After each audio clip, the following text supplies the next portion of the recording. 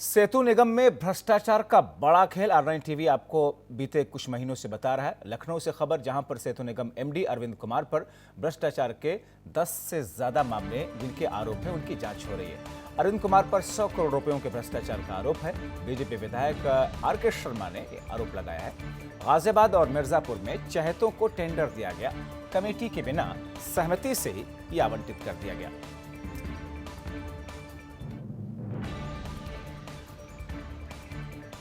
हमारे सहयोगी संकेत मिश्रा फोन लाइन के जरिए जुड़े हुए हैं। संकेत, बीते कुछ दिनों से इन आरोपों के बाबत खबरें लगातार आ रही हैं।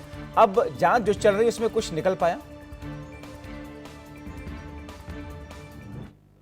आरोप लगता है, उसके बाद जांच शुरू होती है और उसके बाद भी जांच के बाद भी सेतु निगम के जो एमडी हैं वो घबराते नहीं हैं और दूसरी बार एक नया भ्रष्टाचार सामने आ जाता है।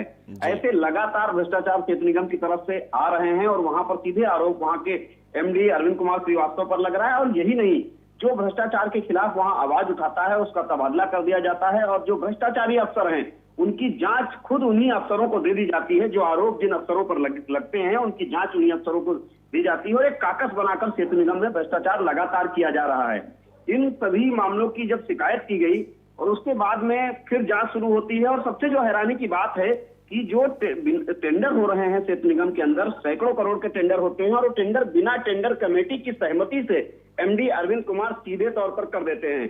चाहे मिर्जापुर के टेंडर की बात की जाए या फिर गाजियाबाद के तमाम टेंडरों की बात की जाए, वहां पर किसी भी तरह से अनुमति नहीं ली जाती है टेंडर कमेटी की, जबकि नियम यह है कि 1 करोड़ से ज्यादा की टेंडर जो हो टेंडर कमेटी की सहमति हो और उसके बाद उस पर ई टेंडरिंग कराई जाए, लेकिन ऐसा कुछ नहीं किया जा रहा।